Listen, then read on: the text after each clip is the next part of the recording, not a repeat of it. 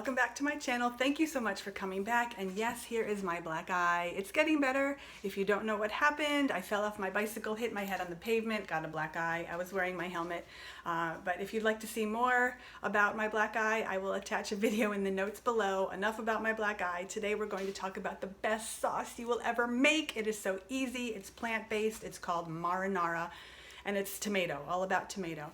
The important thing to remember about this sauce is you want to use whole plum tomatoes. Not really diced, but if you have those and you're in a pinch, that'll work okay. And the brand doesn't really matter. I just wanted to show you what it looks like, whole plum tomatoes. My favorite brand, while we're talking about brands, is San Marzano.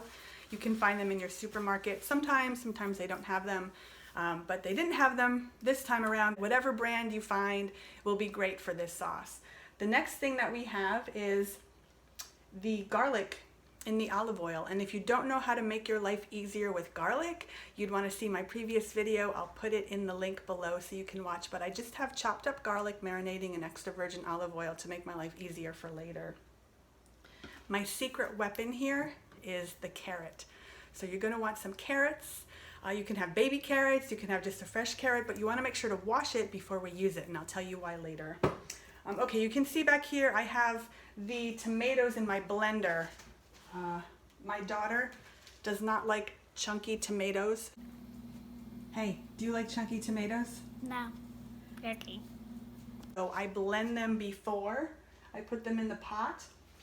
But if you like chunky tomatoes, then you're not going to have a problem with this. What you can do is, if you like semi-chunky tomatoes, you put them in the pot and you take a back of a fork and you mash them up that way, or you can take a potato masher and mash them up that way. Or if you want to go old school about it, you put the uncooked tomatoes in a regular bowl, big bowl, and then you squish them with your fingers if you like that tactile action right there. I understand it can be very zen, kind of like squashing grapes with your feet, you know, mushing tomatoes with your fingers. Pretty cool. But anyway, if you don't want to do it that way, we're just going to go in the blender and do it.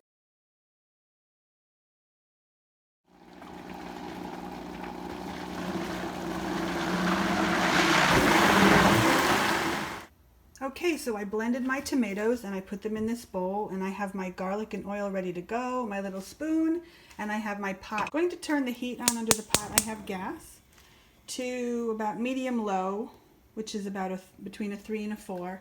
And then I'm going to put maybe a tablespoon of garlic and oil into the pot over here. Maybe one more scoopful.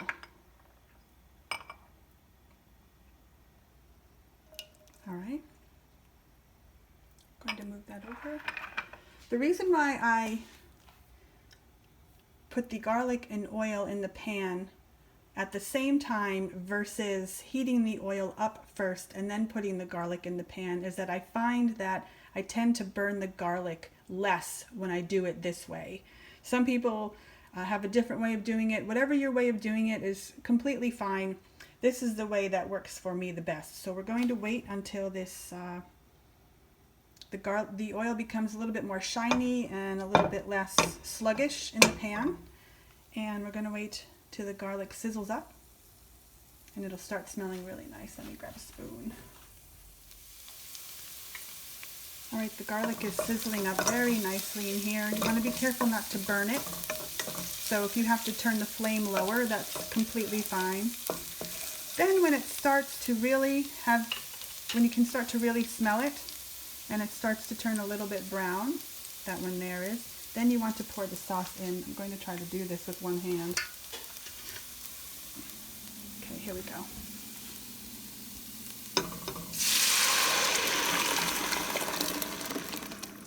Perfect. All right, then I'm going to give it a good stir. So you want to let this heat up for a little bit. I'll probably put the cover on. Okay, so the sauce is cooking behind me in the pot, and now it's time to add our secret weapon, is the carrot. Mommy's secret weapon is the carrot. It does 3 things. The first thing it does, it adds sweetness to the sauce. So if you've added sugar before, you don't have to add the sugar. You can eliminate the sugar, add a carrot instead. The second thing that it does is that it reduces the acidity of the sauce. The third thing it does is it sneaks in some more veggies. So in case you have picky eaters, they won't know that the carrot is in there. But the key to sneak in more veggies is not to dice it, chop it, slice it. What you have to do is you have to grate it. Baby carrots are a little bit easier because they're smaller. I guess maybe 4 or 5 baby carrots to 1 medium-sized carrot, and you want to grate the whole entire carrot. But the grater is really going to be the key because it grates it into such small pieces that it virtually melts into the sauce. You can't taste it and you can't see it. So it's really good for picky eaters. You know, you kind of like the ninja cook, the ninja chef, sneaking in some good for you veggies. Okay, here we are. I have my knife, my peeler, and my grater. So the knife, I'm just going to cut off the tips, put those aside. I'm going to peel the carrot. Listen, I want you to save the peels. I know that sounds like a weird request, but I want you to save the peels and put them in a baggie in the freezer. I'm going to show you what to do with them in next week's video. Okay, put them off to the side, right over here.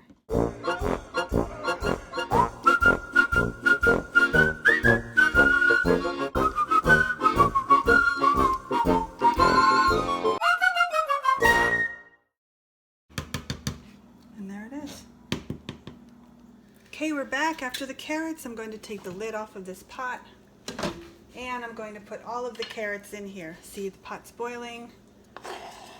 I have it still on low heat. It's still on medium low, which I'm going to keep it on. I'm going to stir the carrots in here.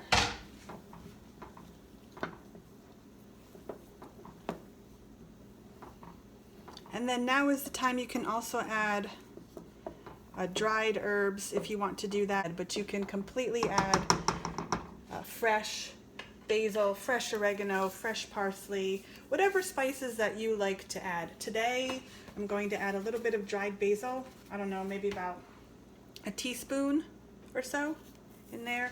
I also like oregano. Some people don't, but I'm going to add about a teaspoon of oregano. I have to pull out my salt here. And a little bit of salt. I don't know, half a teaspoon of salt or so. There. And I'm just going to stir it around, and I wish you could be here because it smells so good. So we're going to let that low simmer for, I don't know, 20 minutes or so. We'll come back in 20 minutes. Okay, so you see how that's boiling underneath the cover? I'm going to remove the cover a little bit. I'm going to make sure to stir it because I don't want the sauce to stick to the bottom. When you stir it, make sure that the spoon touches the bottom of the pot. Sometimes your sauce can be a little bit runny and a little bit too liquidy. So what I like to do, well, sometimes my sauce can be that way. What I like to do is I like to leave the cover half on and half off so that the steam escapes and it will reduce. It'll get nice and thick if you like a thicker sauce, but if you do want a more watery sauce, then just leave the cover on. But I'm going to lower the heat also because it's a little bit too bubbly and I don't want it to burn on the bottom. From the medium-low setting, I'll just bring it down to almost low, not quite all the way there. And I'm just going to let it cook like this, simmer for another 15 minutes, and then we'll come back and see how it is. Buzzer went off. It's been 20 minutes. And this is what the sauce looks like at the moment. There's teeny little bubbles. It's simmering really, really well. And it's already thickened a little bit. I can feel it with the spoon. So I will probably let this simmer with the cover half on and half off for another 30 minutes or so. If you have more than you need, it freezes really well. So just put it in some plastic containers, stick it in the freezer, and then you have sauce for another day. So that's the tomato sauce. That's the marinara sauce, the best sauce you will ever have. So after you make the sauce, you can either make some pasta or some rice. You can put it on vegetables. I don't know if you guys know this, but every time you click on the like button and the subscribe button, or both, it helps me to provide more content for you. So it does make a difference. Thank you so much. If you make the sauce, please leave some comments for me. I'd love to hear from you. Ciao for now. Hey, I want to give you a sneak peek of what those carrot peels are for. Hold on one second. see this? This is from my freezer. This is a whole gallon-sized baggie full of carrot peels, onion skins, celery stalks that I didn't use or got floppy, and parsley stalks that I didn't use. So here are the carrots right here. Right there. Oh, and mushroom stems, forgot to mention that. Zip it up, put it in the freezer. I'll tell you about it next week.